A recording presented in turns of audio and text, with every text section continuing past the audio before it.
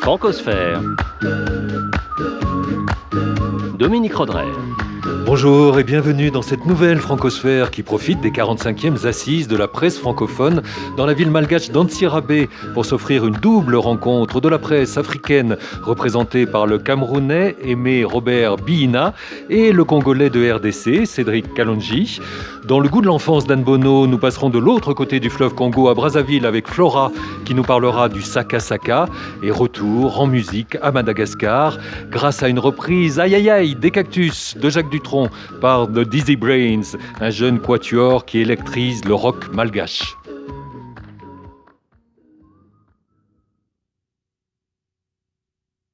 Francophonie ? Qu'est-ce que ça dit ? Francophone ? Qu'est-ce que ça donne ? Bonjour, Cédric Kalonji et Aimé Robert Biina. Bonjour. Merci à tous les deux d'avoir accepté notre invitation. Au Cameroun, Aimé Robert Biina, on parle 215 langues africaines, mais 2 européennes sont officielles, l'anglais et le français. Absolument. Parce qu'elles sont plus fédératrices que les autres ? C'est des langues officielles et il y a un ancrage à l'histoire.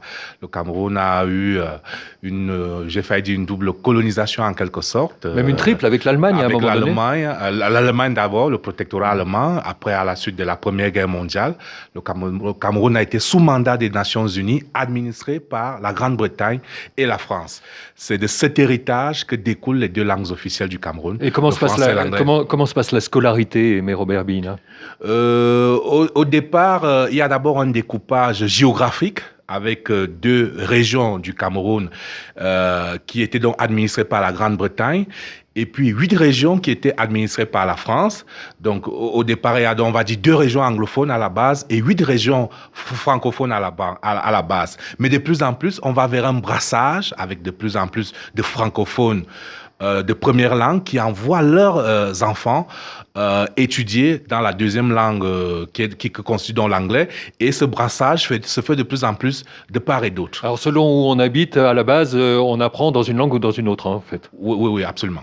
Du côté de la RDC, la République démocratique du Congo, ex-Congo Kinshasa, ex-Zaïre, ex-Congo belge, une seule langue officielle, le français, mais d'autres langues sont très présentes, le Chiluba, le Lingala, le Kikongo, le Swahili. Quelle est la langue de communication dans la rue, Cédric Kalonji ? Ça dépend où on se trouve. En fait, les 4 langues sont présentes dans différentes régions. À Kinshasa, on parle Lingala. À Goma, à Bukavu, à l'extrême est, on parle Swahili. Dans le Bas-Congo, un peu plus vers l'Angola, on parle Kikongo. Et dans le centre du Congo, on parle le Chiluba. On parle de langue, parce que si on veut aller voir les dialectes, on est à plus de 400. Mais en tout cas, la langue qui réunit tout le monde, c'est le français, parce que l'éducation se fait en français. Et pratiquement tout le monde, si on ne parle pas français, on comprend le français. Et lorsque moi qui ai grandi à Kinshasa, je prends l'avion, je me fais 2 heures d'avion pour aller à l'extrême est, à 2000 km, et je parle français et les gens me comprennent parce que la langue parlée là-bas n'est pas la mienne, n'est pas celle que je connais, celle que je maîtrise. Et à la radio, ça nous intéresse, par exemple, ça se fait en français ou ça se fait dans différentes langues ? Ça se fait en 5 langues. Chaque fois qu'il y a le journal c'est en Lingala, en Swahili, en Kikongo, en Chiluba et en français.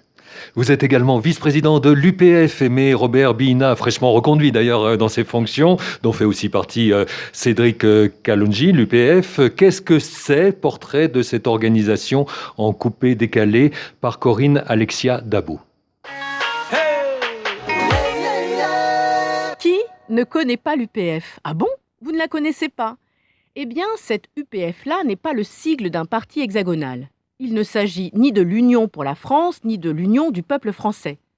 Cette abréviation ne désigne pas non plus d'association de footballeurs. L'UPF n'est pas l'Union des professionnels du football. Pas plus que l'acronyme d'un homme politique à la DSK. Derrière les 3 lettres UPF ne se cache aucun Urbain Paul Ferrier que vous auriez raison de ne pas connaître. Certes, l'UPF signifie aussi Université de la Polynésie française ou encore Union des ports de France, voire l'Union des pruniculteurs français. Oui, les producteurs de prunes.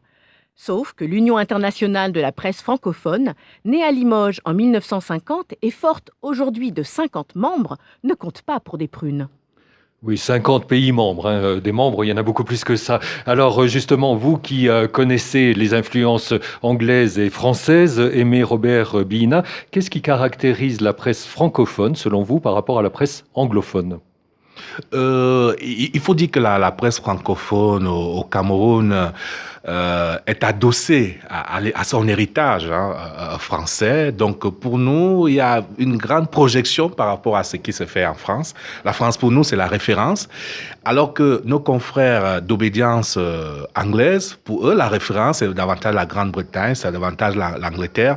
Donc dans l'approche, ils ont tendance, les anglo-saxons, à aller straight, comme on dit chez nous, alors que la presse francophone a tendance à être plus descriptive. Est-ce qu'elle est plus prudente colorée. aussi? Est-ce qu'elle est plus réservée sur le plan politique? On parle beaucoup, évidemment, dans ces assises de liberté de la presse, des grandes questions, des régimes qui sont plus ou moins tolérants vis-à-vis de la presse. Et on sait que vos régimes, à vous, les pouvoirs sont installés depuis très longtemps. Ça fait des dizaines d'années, grosso modo, que les leaders sont au pouvoir. Est-ce que ça facilite bien la liberté de la presse? Bon, à ce niveau-là, le clivage ne se fait pas entre presse francophone et presse anglophone, mais on peut catégoriser la presse camerounaise, qu'elle soit francophone ou anglophone, en trois parties de manière générale. Si on fait la sociologie de cette presse, il y a une presse privée qu'on peut qualifier d'indépendante. Il y a également une presse qu'on peut qualifier de connivente avec le pouvoir et une autre presse qui est au pied du pouvoir, qu'elle soit francophone ou anglo-saxonne, en fonction de ces lignes de fracture. Alors indépendante jusqu'à un certain point, Cédric Kalonji, pour ce qui est de la RDC, de la République démocratique du Congo, par exemple, on a assisté récemment à du brouillage d'émissions de radio indépendantes, tout simplement parce qu'il y avait des opposants et que ça ne plaisait pas au régime en place. Donc c'est pas facile. C'est pas évident du tout parce que la culture de la liberté d'expression, elle peut aller au-delà de la presse. Moi, je sais que j'ai grandi, en tout cas, dans un contexte où, déjà à la maison, c'est très compliqué de lancer le dialogue avec papa et maman. C'est très compliqué. Dans la rue, les anciens ont leur monde, les jeunes ont le leur. Ça ne se connecte pas. Et amener le journalisme là-dedans, amener ce métier pour se dire que tout le monde pourrait parler, tout le monde pourrait émettre son opinion et que tout le monde accepterait que les autres aient une opinion contraire, c'est un tout petit peu utopique. On a du mal. Ça évolue, parce qu'aujourd'hui, avec tout ce qui arrive comme téléphone portable, comme réseaux sociaux, les gens découvrent en fait l'usage de cette liberté, l'usage de la parole. Et ce qui est le plus drôle, c'est de découvrir en fait que les jeunes, sachant que les moins jeunes ne sont pas sur les réseaux sociaux, sont beaucoup plus bavards, sont beaucoup plus prolixes que lorsqu'il s'agit de parler à la maison. En gros, c'est à la maison, je ne dis rien, je suis sage, mais sur les réseaux sociaux, je me défoule. Ça vous étonne que RSF, Reporters sans frontières, classe dans la liste rouge votre pays? C'est pas encore la liste noire, mais c'est déjà la liste rouge. 152e position, 126e pour le Cameroun. Bon, la France, c'est pas terrible, 45e, 41e les États-Unis. Évidemment, c'est la Finlande qui est en tête. La Nouvelle-Zélande est 5e, la Jamaïque 10e, le Suriname 22e. Est-ce que c'est justifié cette 152e place? Je pense que c'est tout à fait justifié parce qu'il y a encore des journalistes qui meurent en RDC dans l'exercice de leurs fonctions. Il y a une vraie restriction de la liberté qui se fait à la fois de manière frontale et violente, mais aussi de manière subtile, dans la mesure où 80%, je dirais, des médias en RDC appartiennent à des hommes politiques. Donc ils achètent des médias, ils contrôlent le contenu et pour les autres qui essayent de garder cette liberté-là, ils y vont avec de la violence, ils peuvent tuer, ils peuvent emprisonner et ça ne me surprend pas du tout. Et vous, 126e pour le Cameroun, Aimé Robert Bihina? Je crois que c'est un indicateur qui parle. On sort de très loin au Cameroun, on était dans un système absolument verrouillé. Il y a eu des évolutions certaines, mais je dois dire qu'on est aujourd'hui dans un contexte de liberté surveillée, donc qui peut justifier effectivement que RSF ait à redire, effectivement. Le monde entier est un cactus. Il est impossible de s'asseoir dans la vie. Il y a des cactus. Moi je me pique de le savoir. Aïe aïe aïe. Aïe aïe aïe. Dans leur cœur, il y a des cactus. Dans leur corps, il y a des cactus.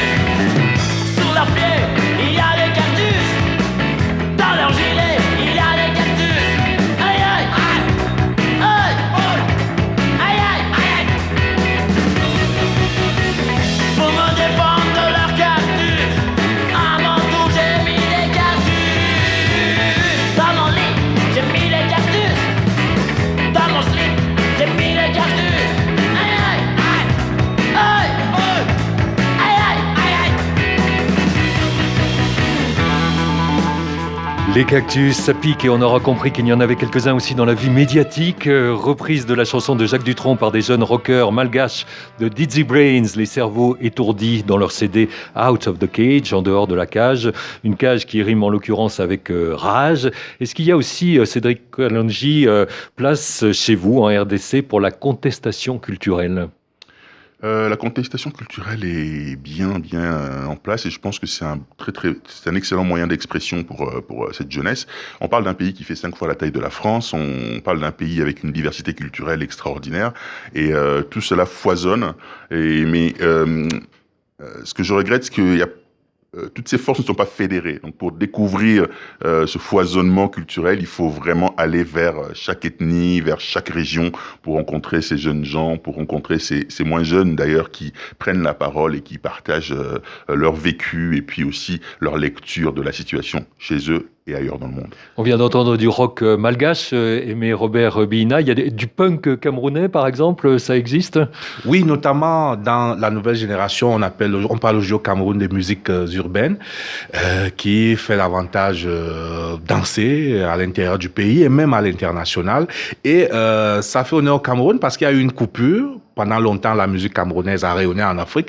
Et puis est arrivée la musique congolaise, la musique ivoirienne, qui ont complètement bouleversé le paysage. Et grâce, donc, aujourd'hui, à ces musiques urbaines, ça donne une autre résonance à la musique camerounaise. Francosphère, Dominique Rodrey.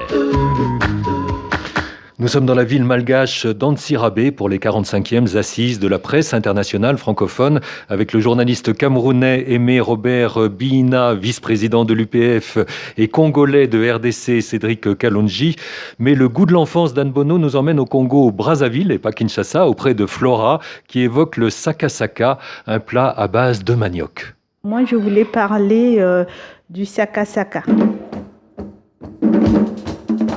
En fait, le sakasaka, c'est des feuilles de manioc. On coupe les feuilles de manioc de jeunes pousses, on les mixe. Bon, au Congo, on utilisait, comment on appelle ça, des mortiers. Mais ici, on peut utiliser un robot. Donc, dans les feuilles de manioc, on met la pâte d'arachide. On met tous les légumes, c'est-à-dire on peut mettre les aubergines, les oignons, on peut mettre un peu de carottes, on met tout ce qu'on veut. C'est surtout un aliment de fête parce que c'est cher. C'est vraiment cher parce qu'il faut acheter le sakasaka. Or qu'en Afrique, on a des plantes de sakasaka, on peut cueillir chez nous. Mais ici, il faut acheter. Donc tu ne peux pas faire ça tous les jours.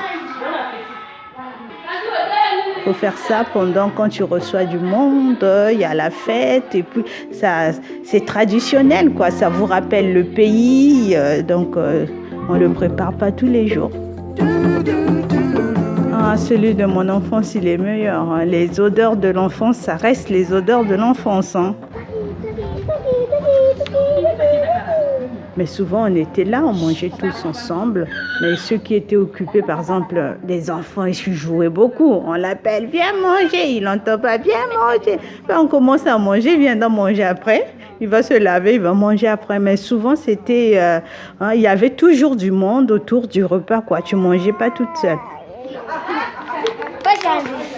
Le partage donne du goût. Et ça donne envie de manger. On fait toujours un peu beaucoup, au cas où s'il y a quelqu'un qui passe, tout ça. Nous, on ne calcule pas, c'est 2 parts, 4 parts, non, on fait beaucoup. Peut-être quelqu'un va passer, vous avez fait à manger quoi? Je viens manger, on t'invite. Donc, il y avait toujours quelque chose à manger. Parfois, on n'avait rien à manger aussi. Hein. Parfois, c'était galère, il n'y avait rien. Maman n'est pas rentrée, il n'y a pas à manger, tout ça. On cherche à bouffer du pain et tout. Mais il y avait toujours quelque chose. Cédric Kalonji, on partage les mêmes spécialités culinaires des deux côtés du fleuve Congo ? Ces mêmes pays qui ont été séparés par découpage colonial, c'est la même culture. J'ai vécu à Brazzaville il y a 2 ans et j'étais à la maison parce que on parle les mêmes langues, on mange la même chose. Et ça me rappelle, d'écouter ça me rappelle pas mal de choses. Ça me rappelle chez mon grand-père, on était une quarantaine de petits-enfants et c'était une obligation. On s'asseyait tous par terre, on mettait une grosse bassine avec du sakasaka et du foufou, une pâte à base de maïs et de manioc, et tous les petits-enfants mangeaient ensemble. Les moins rapides avaient des problèmes, mais en tout cas, ça faisait une ambiance de famille dont je me souviens encore maintenant. Le foufou de manioc, c'est bien connu au Cameroun aussi, hein. Il y a le ndomba, le ndolé, le kondré, l'okok. Qu'est-ce qui vous fait saliver, vous, Aimé Robert Bihina? Alors, tous ces mets-là font saliver, mais le sakasaka au Cameroun, ça s'appelle le pem. Et c'est très bon, effectivement. Où est-ce qu'on mange le mieux, au Cameroun ou à Madagascar? Au Cameroun, quand même. Au Cameroun, même si on n'est pas déçu par la nourriture malgache. On s'y retrouve très bien. Et au Cameroun, c'est pareil que ce qu'on vient d'entendre avec Flora. Quand il y en a pour 5, il y en a pour 10. Quand il y en a pour 10, il y en a pour 20. Oui, c'est le creuset même de la solidarité africaine. Ça commence là avec les cousins, les cousines, les neveux, les oncles. On se retrouve tous là. Et puis, c'est ça qui fait le ferment de la solidarité africaine. Madagascar, la grande île au large du Mozambique, dans le sud-est africain, se sent-elle africaine? Fait-elle vraiment partie de l'Afrique? Question posée à Michel Rakotosson, écrivain malgache, qui ne veut pas être réduite à une appartenance continentale. Madagascar est un métissage de beaucoup de choses. C'est un métissage de l'Asie, c'est un métissage de l'Afrique, c'est un métissage de la France, c'est un métissage de l'Europe, et c'est un pays qui se cherche. L'essentiel, c'est qu'elle se cherche, et qu'elle n'arrête pas de se chercher, parce qu'en fait, il faut jamais dire voilà le français. Ça veut dire quoi le français? Il y a des Bretons, il y a des Provençaux, il y a des Réunionnais, il y a des Martiniquais. Ça veut rien dire. Toutes les cultures avancent, changent, et la culture malgache avancera et s'échangera tout le temps. Et pour vous, Cédric Kalonji, la situation géographique de Madagascar, on pourrait dire d'ailleurs la même chose des Comores, de Mayotte, de la Réunion, est-ce que ça les rend africaines ou non? Bon, il y a une question de distance, parce que moi, c'est la première fois que je viens ici, alors que je passe quand même un temps fou sur le continent, dans pas mal de pays.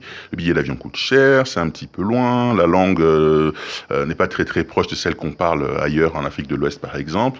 Mais en même temps, en venant ici, je me sens un peu à la maison. On a parlé de sakasaka tout à l'heure, ils en mangent ici, ils appellent ça différemment, mais ils en mangent ici. Et surtout, il y a cet accueil, ce métissage, ce mélange qui fait que moi je me sens à la maison. Je vois pas trop de différence entre cette île qui est un tout petit peu détachée de l'Afrique et le reste des pays que j'ai eu la chance de visiter ailleurs sur le continent. Quel degré d'étrangeté ou de familiarité, Aimé Robert Bihinet, vous sentez à Madagascar par rapport à, par exemple, une visite chez votre vis-à-vis? Si vous alliez en RDC, vous avez l'impression que ça serait encore plus proche. Bon, ça l'est plus proche évidemment géographiquement, mais sur tous les autres plans, des coutumes, des modes de vie, etc.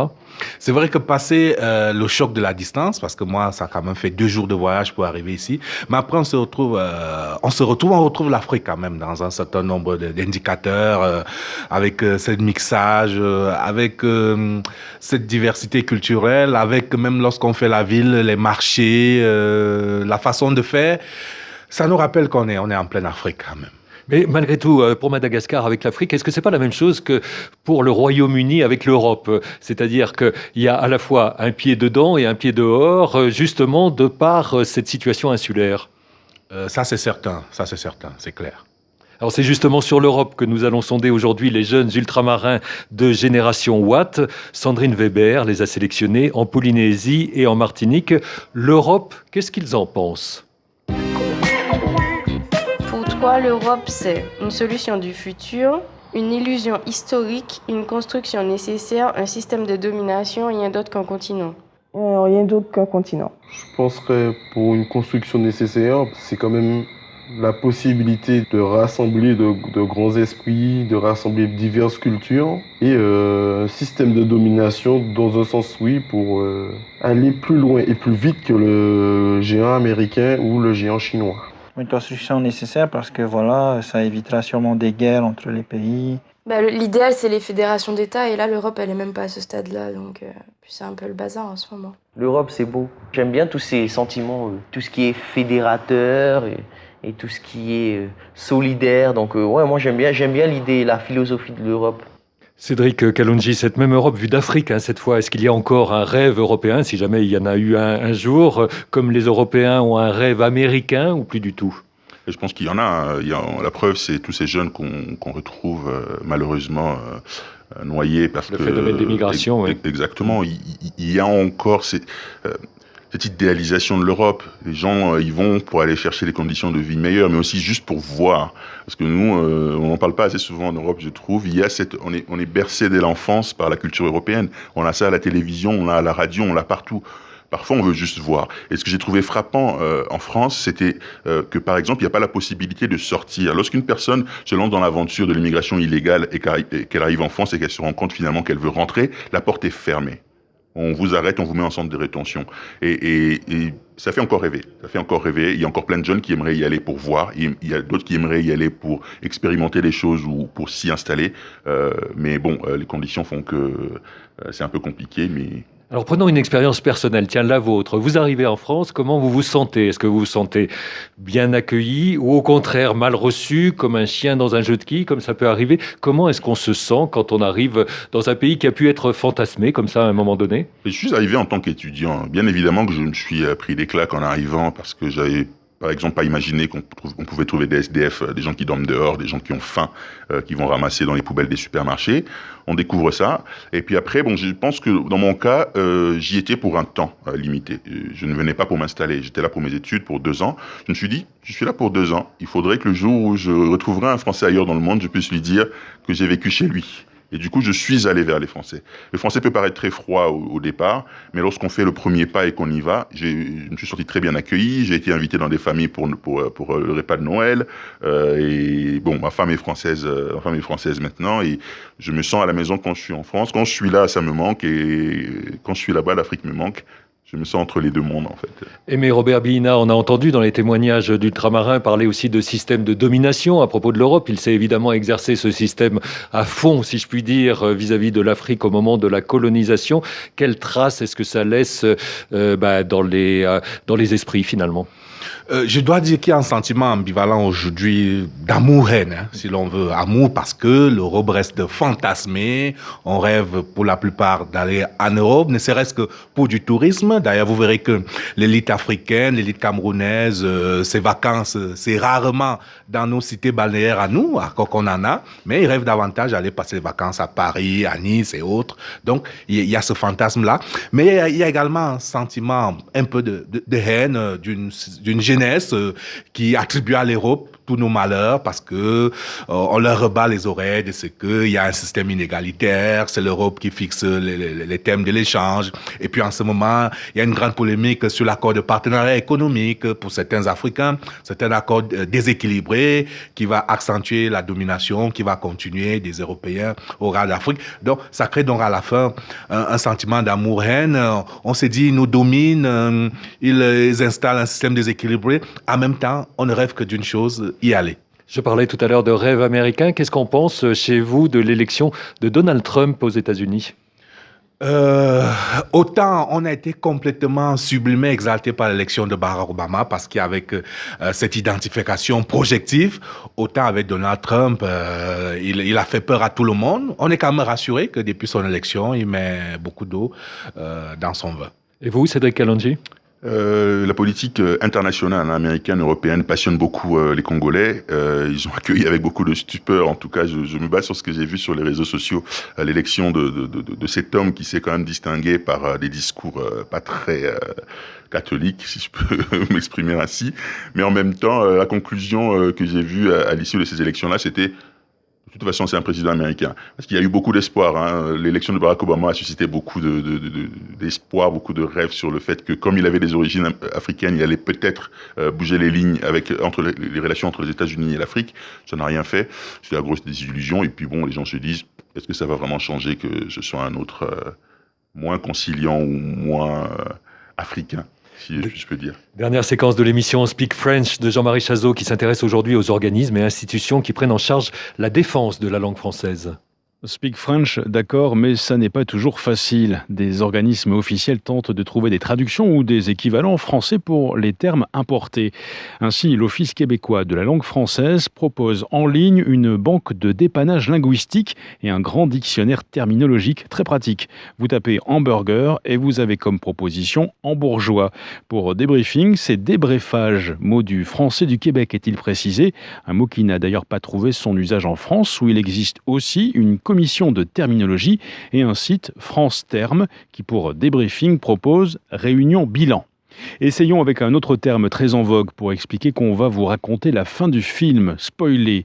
Attention aux mots proposés. France Terme en offre 3 qui n'ont rien à voir avec le cinéma. Déflecteur, fauteur de troubles et réducteur de portance. Les Québécois sont plus imaginatifs et du coup plus précis. Ils proposent divulgacher. Nos confrères de TV5 ont sur leur site une rubrique franglais qui incite à utiliser des mots français, mais ils écrivent aussi que certains anglicismes semblent presque inévitables. Tout le monde dit football, personne ne va voir une partie de balle au pied. Alors, je ne vais pas poser la question à monsieur le vice-président, mais vous, Cédric Kalonji, quel regard portez-vous sur la francophonie institutionnelle ? Je trouve qu'elle a son rôle, elle joue un grand rôle. Si cette langue continue d'exister, c'est parce qu'il y a un travail institutionnel, on ne peut pas le nier. Mais après, je note un certain recul quand même, parce que les premières fois de la langue, les premières fois où j'ai mis les pieds dans des pays comme le Mali ou le Sénégal, on voit tout de suite que c'est très compliqué de parler français avec un chauffeur de taxi ou quelqu'un qui n'a pas forcément été à l'école. Et je me dis qu'il y a encore du travail à faire pour que cette langue reste. Et même par ma réponse à tous ceux qui disent qu'il faudrait qu'on revienne à nos langues et qu'on abandonne la langue française, c'est qu'on se retrouve assez souvent autour d'événements comme celui-ci. Eh bien, on peut se parler, on peut discuter. Justement, toute dernière chose, Aimé Robert Bihina, vous êtes optimiste ou pessimiste sur le maintien du français comme langue internationale ? Je suis optimiste parce qu'on a quand même un creuset, j'ai failli dire une large bande passante que constitue l'Afrique. Et à partir de là, il y a un boom démographique en perspective et même un certain nombre d'autres pays. Et je pense qu'il faut maintenir le combat. C'est notre patrimoine commun, cette belle langue française. Si elle disparaît de la scène internationale, nous-mêmes, nous allons disparaître d'une certaine manière. Merci beaucoup à tous les deux. Merci à ceux qui ont participé à cette émission et à Denis Desgouffes.